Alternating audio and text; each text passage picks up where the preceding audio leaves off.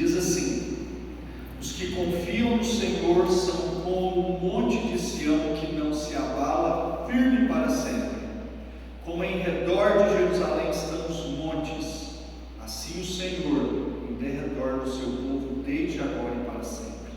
O cetro dos ímpios não permanecerá sobre a sorte dos justos, para que o justo não estenda a mão na iniquidade. Faze o bem, Senhor, aos bons e aos retos de coração. Quanto aos que se desviam para sendas tortuosas, levá-lo-á o Senhor juntamente com os malfeitores. Paz sobre Israel. Vamos lá, nós temos meditado há algum tempo já sobre os salmos de romagem. Vocês lembram?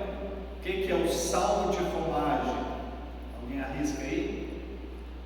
Eram os salmos que eram cantados quando o povo estava indo em caravana para Jerusalém, para adorar a Deus lá no templo erigido em Jerusalém. Então esses salmos, se não me engano, vai do Salmo 120 ao Salmo 134.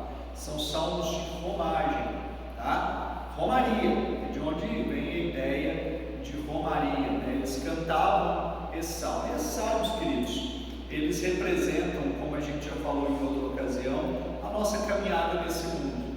Nós temos aqui salmos alegres, salmos que falam da tristeza do coração, salmos que falam de confiança em Deus em meio às crises. E esse salmo que a gente acabou de ler, ele tem como objetivo animar irmãos que passam por grandes tribulações, tá? Ele tem esse objetivo. Nós não sabemos quem é o autor desse salmo.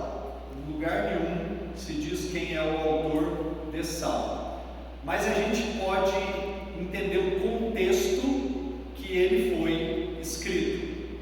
Há duas possibilidades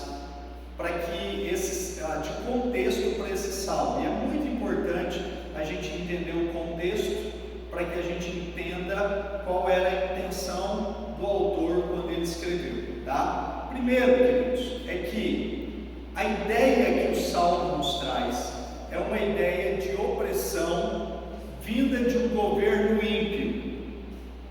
A gente vai entender isso aqui daqui a pouco. Opressão para o povo de Deus. E aí tem duas possibilidades, tá?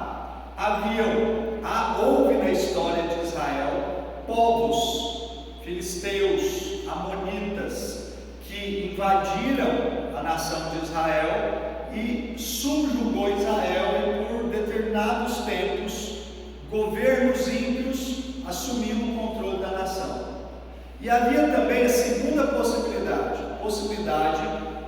de um próprio rei do povo judeu, do povo hebreu, tá? Que virava as costas para Deus e se tornava ímpio, deixava os ídolos dominar o seu coração e também gerava opressão para o povo de Deus.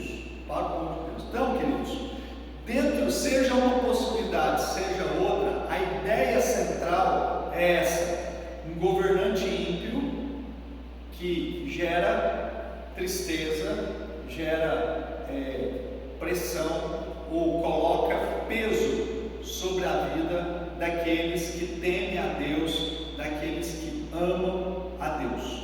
Então, queridos, esse salmo ele vai mostrar para a gente três atitudes que nós precisamos ter diante de governos ímpios, tá? Primeiro, nós precisamos nos lembrar das promessas de Deus, que está aí, do versículo 1 até o versículo 3. Segundo, nós precisamos orar, está no versículo 4. Terceiro, nós precisamos estar atentos contra a tentação de nos desviarmos da vontade de Deus diante das tribulações, tá? Então é sobre isso que esse salmo fala, e é sobre isso que eu quero desenvolver a nossa ideia em cima desse salmo, para que a gente aprenda algumas coisas. Primeiro ponto, nós precisamos nos lembrar das promessas de Deus. E aqui, queridos, nós temos três promessas que Deus faz para a vida dos crentes.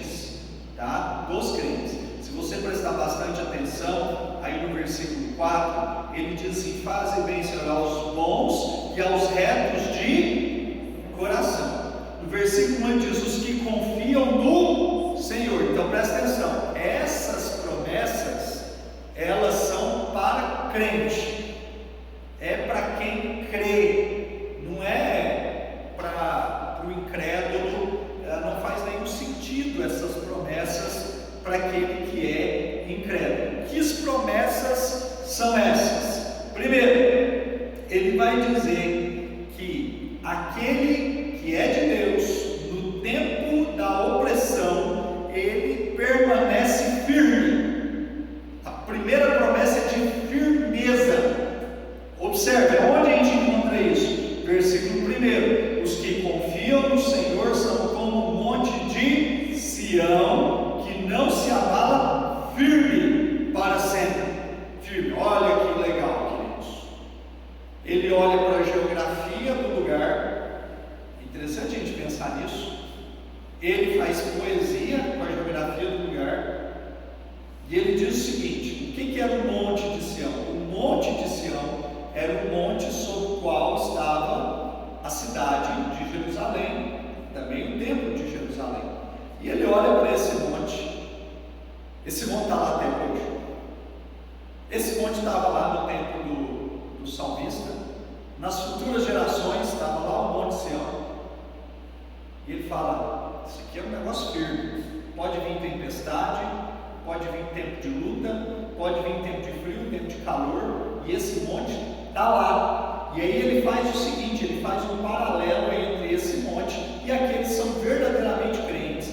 Ele diz: aqueles que são verdadeiramente crentes são como esse monte de Sião, firmes para sempre, não se abala, está sempre firmado. Ora, queridos, o que nós precisamos entender e aplicar para as nossas vidas? O crente de verdade, ele está sempre firme com Deus. Pode ser que daqui a uns tempos eu vá embora, mas daqui 20 anos eu volte aqui, e aí eu vou encontrar os irmãos. E aqueles que são verdadeiramente crentes estarão aqui, velhinhos, capengando. Ah, mas fulano mudou. Mas se mudou, está firme em outro lugar, está firme com Deus. Vida de fé, vida de caminhada, continua, prossegue firme. Ah, mas fulano morreu. Mas morreu, vai estar firme lá na eternidade. Mas o que eu quero que vocês entendam é que, uma vez que uma pessoa se converteu verdadeiramente a Cristo Jesus, queridos, não há outra opção. Que a Bíblia diz: aquele que põe a mão no arado não pode olhar para trás. Ele não olha para trás, ele prossegue firme na sua caminhada de fé. Não tem esse negócio assim: alguém pisou no meu pé, abandonei a vida cristã. Não existe isso não, queridos. Uma vez crente, crente para sempre. O que esse salmo aqui está nos ensinando? Ele está nos ensinando uma doutrina que um dia a gente ainda vai estudar mais sobre ela aqui, que é a doutrina da perseverança dos santos. O que é essa doutrina ensina? Essa doutrina ensina, queridos, que uma vez que uma pessoa foi alcançada pela graça de Cristo Jesus, ela foi verdadeiramente salva pelo Evangelho de Cristo Jesus. Nada nesse mundo, segundo o apóstolo Paulo, nem a altura, nem a profundidade, nem riqueza, nem pobreza, nem nudez, nem espada, nada pode separar essa pessoa do amor de Cristo que está em Cristo Jesus, o nosso Senhor. Em outro lugar, Paulo diz assim: aquele que começou a boa obra em vós é suficiente para completar até o dia de Cristo Jesus. Firmeza que não procede do nosso coração, mas nós somos firmados porque o próprio Deus segura bem firme na nossa mão e nos faz caminhar seguros ao longo da vida. E não tem decepção nessa vida, não tem tempos de luta que faz o cristão ser demovido da sua vida de fé. Isso não existe, queridos. Ah, mas conheço alguém que abandonou a vida cristã, nunca se converteu de verdade.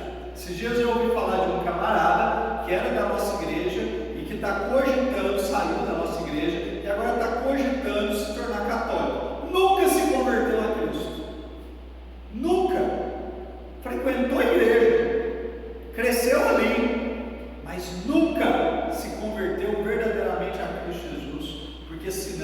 jamais pensaria dessa forma.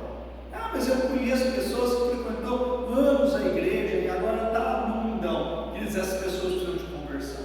Pode ter frequentado, pode ter sido batizado. Quantas pessoas você conhece que já se batizou, às vezes aqui na igreja presbiteriana de Aparecida de Minas, e hoje estão longe dos caminhos de Deus?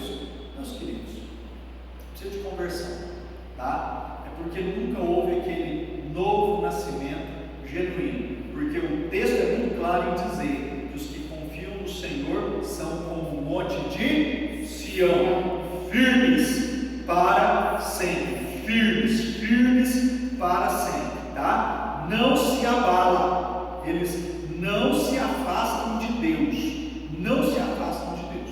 Então vamos lá, queridos, continuando. O segundo versículo vai dizer que Deus vai proteger esses. Ele diz o seguinte: como em redor de Jerusalém estão os montes, assim o Senhor em derredor do seu povo, desde agora e para sempre. Deus cerca-os de cuidado. Aí você fala, peraí, isso significa que não vai bater na porta da minha casa nenhum tipo de mal? Não é isso que significa. Significa, queridos, que Deus vai nos cercar de uma forma tal que mesmo quando o mal atingir a minha casa, a minha fé será preservada.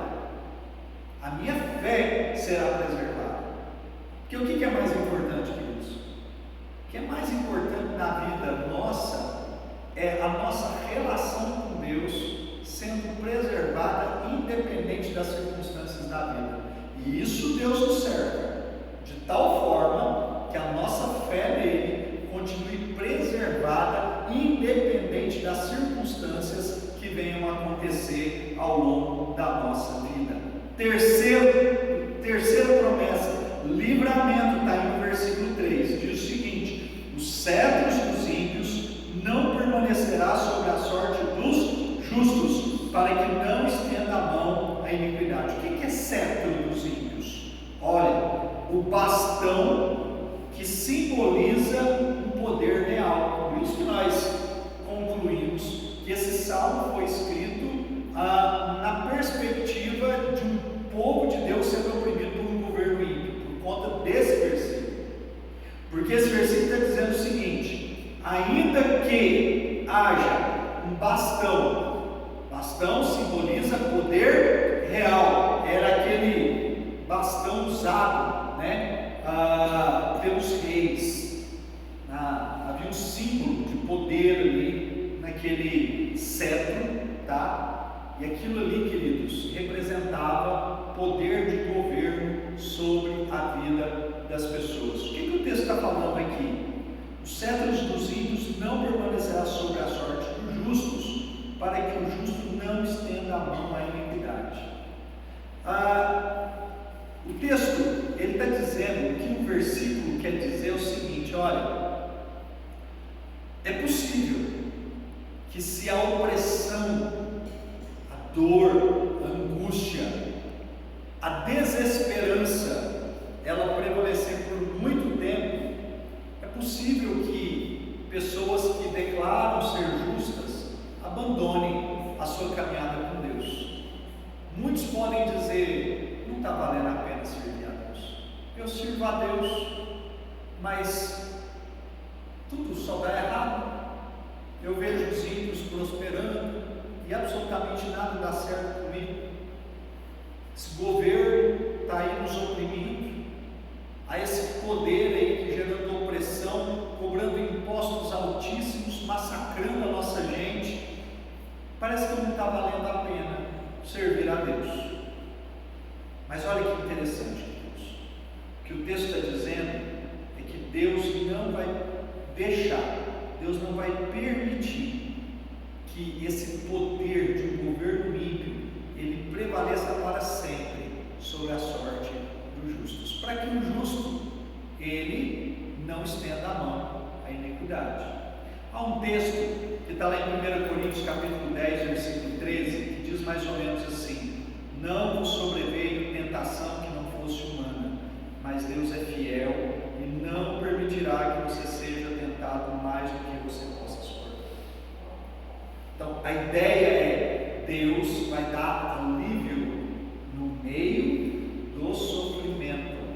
Deus ele vai trazer alívio. E é assim, a gente experimenta momentos de angústia e sofrimento na nossa vida, e aí vem um refrigério. Então entenda, Deus ele nos cerca, ele nos protege e ele minimiza o mal sobre nós. Pode ter certeza disso, porque se nós fôssemos experimentar todo o mal que a vida debaixo do pecado nos impõe, provavelmente nenhum de nós suportaríamos, nenhum de nós. Porém, Deus ele vai dando refrigério no meio desse mundo mal e caído. Deus vai levantando refrigério para as nossas vidas. Então, queridos, nesse primeiro ponto que a gente viu, nós precisamos nos lembrar dessas promessas de Deus, tá? Firmeza, Deus vai nos proteger e Deus vai dar livramento no meio do sofrimento. Deus vai dar livramento, tá? Segundo ponto, e aqui são pontos mais breves, tá? Nós precisamos orar no meio da adversidade. Está em versículo 4. Onde está o versículo 4? Diz o seguinte: faze o bem, Senhor, aos bons e aos retos de coração. Então o salmista, ele começa a orar. No meio do salmo, ele se dirige a Deus e ele faz uma oração. Que oração é essa? Ele diz: faze o bem, Senhor. Aqueles são crentes. Bons e retos de coração aqui é aqueles que são crentes. O que significa a expressão faze o bem? Faze o bem significa, nesse contexto aqui, firma esse povo na fé, Senhor. Livra-o da tentação de se desviar dos seus caminhos. Faze o bem a esse povo, firmando os passos deles contigo. Não deixa eles se desviarem dos caminhos do Senhor. Tem um texto que está lá em Romanos, que diz assim: todas as coisas cooperam para o bem daqueles que amam a Deus. E a gente é tentado a pensar, queridos, que esse texto se refere a coisas boas, mas não é não. Quando Paulo ele escreve, sabemos que todas as coisas cooperam para o bem daqueles que amam a Deus, ele está justamente falando dos seus sofrimentos. E aí ele fala, tanto as coisas boas como as coisas ruins, elas cooperam para o crescimento do crente. Para o crescimento do crente. Então, queridos, quando a gente ora e a gente diz assim, faz o bem ao teu povo, a ideia aqui é firma, continua firme com Deus, independente se os tempos são bons ou difíceis. A ideia é Deus faz com que eles não decaiam na sua caminhada de fé, firma os passos deles com o Senhor, mesmo se os tempos forem difíceis, porque os tempos bons são bons e os tempos difíceis servem para nos fortalecer na nossa caminhada de fé. É um grande desafio a gente entender isso. Por quê? Porque em tempos de teologia da prosperidade, a gente só consegue ver como algo vindo de Deus quando é algo que nos alegra, nos enriquece ou dá algum tipo de prazer para nós. Mas quando o sofrimento bate à nossa porta, as pessoas interpretam isso como algo vindo do diabo ou fruto de algum pecado no nosso coração, e não é verdade. Às vezes Deus nos prova, e nessa aprovação, queridos, o propósito da aprovação é de nos aprovar, não é de nos destruir. O propósito da aprovação é nos aprovar para que saiamos da aprovação melhor do que entramos. Então, constantemente Deus ele nos prova, e a gente precisa orar. Orar para quê? Para que no meio da aprovação, aqueles que são verdadeiramente crentes possam sair com a fé fortalecida no meio de suas provações. Então, a gente precisa orar pelos irmãos. Quando das coisas que nós aprendemos aqui é esse: ele está orando pelos seus irmãos. Faze o bem, Senhor, aqueles são retos e puros de coração. E por fim, nós precisamos vigiar contra as tentações. Está aí o versículo 5, que diz assim: quanto aos que se desviam para sendas tortuosas, levá-lo-ás o Senhor juntamente com os malfeitores. A pergunta que surge aqui: quem são esses que se desviam para sendas tortuosas? Lógico, são membros do povo de Deus que cedem diante das pressões. Membros do povo de Deus, pessoas que caminhavam na comunidade cristã, pessoas que talvez já batizaram, já professaram sua fé, cresceram num lar cristão. E aí, queridos, eles vão crescendo, vão adquirindo uma certa autonomia, e de repente acontece exatamente isso aqui: se desviam para sendas tortuosas, não suportam as pressões, não suportam, se desviam dos caminhos do amor de Deus, abandonam a sua caminhada de fé. Tá? Qual é o problema aqui? O texto é muito claro, diz o seguinte: levá-los-á o Senhor juntamente com os malfeitores. O que o salmista está colocando aqui é o seguinte: esse pessoal que se desvia dos caminhos de Deus, haverá um tempo que Deus vai separar de vez esse povo daqueles que são crentes. Tá? E Deus faz isso. Bom, você quer viver dessa forma? Então vá viver a sua vida. E essas pessoas, elas acabam saindo da igreja, da comunidade dos santos, e vão viver as suas vidas longe dos caminhos de Deus. E a parte triste disso, queridos, é que essas pessoas, elas acabam como o jovem que pede a sua parte da herança e vai viver a sua vida e acaba comendo comida de porco, as alfarrobas, comida de porco. Muitas dessas pessoas sofrem amargamente por terem se desviado dos caminhos do Senhor. Sofrem, fazem escolhas equivocadas ao longo da sua vida, ao longo da sua história, e acabam por sofrer muito, porque elas acabam vivendo isso aqui. Tá? Então, nós vamos orar por essas pessoas também, pessoas que se desviam dos caminhos do Senhor. Muitos voltam, às vezes voltam arrebentados, né? Voltam com o coração dilacerado, voltam cheios de uma vida sofrida. Melhor que voltem assim, né? Mas a gente precisa orar muito por essas pessoas. Não são poucos os que se desviam para sendas tortuosas, né? Lá no 27 eu tenho um primo, sobrinho da minha mãe, constantemente, né? Ele sofre muito com questão de vício, e tem um período que ele firma e tem um período que ele se desvia de vez, sai da igreja, abandona.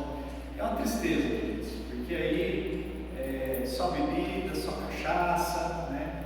Mas tem aqueles que nunca colocaram uma gota de álcool na boca e que se desviam dos caminhos do Senhor. Então, a gente precisa tomar muito cuidado e orar por essas pessoas, mas acima de tudo, olhar o nosso próprio coração, se a gente não tem se desviado dos caminhos do Senhor. Tá? Vamos lá, quero fazer algumas conclusões aqui para as nossas vidas. Primeiro, é que nossa jornada e nossa peregrinação para a cidade celestial, nós vamos enfrentar muitos problemas e adversidades. Tá? Esse salmo fala um pouco disso, de um cetro de um governo ímpio que impõe sofrimento para o povo de Deus. Então, no passado, os cristãos sofreram na mão dos romanos, sempre houve perseguição do mundo muçulmano aos cristãos, perseguição no ambiente de trabalho, pessoas que sofrem perseguição dentro da família. Nós vemos hoje, por conta de governos ímpios, ensinamentos nas escolas que são contrários à vontade de Deus, e aí aquele problema enorme, né, que a gente precisa administrar.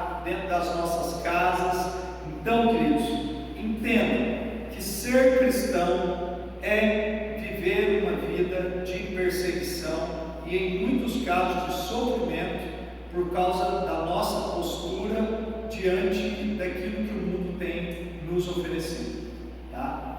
E diga-se de passagem, talvez nós estamos vivendo a era mais fácil para ser cristão, tá? As nossas perseguições e lutas são pequenas. Tenho por certo que haverá um tempo em que a coisa vai piorar muito. Não sei se vai ser essa geração nossa que vai experimentar, se vai ser um dos nossos filhos ou dos nossos netos, mas eu tenho por certo que haverá tempos em que nós sofreremos muito, como muitos povos sofrem na sua vida por conta de terem se tornado cristãos. Então, nesse sentido, ser crente ou crer em Cristo Jesus como Senhor e Salvador da sua vida não significa, como muitos pensam, que a vida vai virar um mar de rosas, que nós vamos experimentar dinheiro no bolso, não vai ter mais doença. Não, queridos, para muita gente ser cristão, a vida se torna um verdadeiro caos, porque começa a enfrentar terríveis perseguições, porque declaram a sua fé em Cristo Jesus. Então, a primeira coisa que nós vamos entender é que na nossa jornada nós vamos enfrentar muitos problemas e adversidades por conta de sermos cristãos. Depois, queridos, a gente precisa entender que Deus firma, protege e guarda o seu povo, né? Ele sustenta a vida daqueles que são deles, e a gente precisa crer nisso, tá? Essa é a perseverança dos santos. E por fim, haverá um dia de juízo. Por isso que o texto diz que levá-los-á, Senhor, juntamente com os malfeitores. E esse mundo nosso, queridos, haverá juízo sobre esse mundo, e nesse dia haverá uma justiça completa. Então, a Bíblia é muito clara em dizer que um dia Jesus voltará, e ele voltará não como ele foi, como um cordeiro, mas ele voltará como juiz, como um homem de guerra. Diz Apocalipse que ele voltará em um cavalo, e nesse cavalo ele vai cavalgar pela causa da justiça, tá? E diz Apocalipse que ele vai pisar o lagar. Vai ser um dia terrível, terrível. E nesse dia, queridos, aqueles que se desviam para essas sendas tortuosas, aqueles que optaram pelo comodismo de não exercer uma contracultura cristã, essas pessoas irão estar debaixo da justa ira do Senhor. Então, está aí um grande desafio para nós. Presta atenção, porque esse texto está falando também de juízo sobre as nossas vidas. E um dia esse juízo será pleno, será justo, porque muitos rejeitam o Senhor como Senhor e Salvador de suas vidas. Senhor e Salvador de suas vidas. Semana teve o falecimento de uma tia nossa, tia Nenzinha, e tivemos um culto fúnebre. E nós fizemos um culto muito abençoado às 7h30 da manhã. Irmãos, ali eu gosto de culto fúnebre, porque o culto fúnebre é onde a gente tem a oportunidade de falar para aqueles que não são convertidos, né? Aqueles que nunca vão à igreja, estão ali. E pela graça de Deus nós tínhamos muitas pessoas ali não convertidas, né?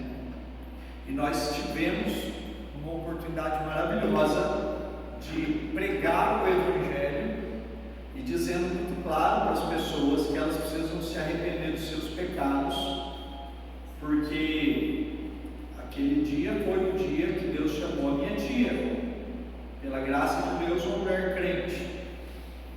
Mas se eles não se convertessem a Cristo, e um dia eles serão chamados também, todos serão chamados.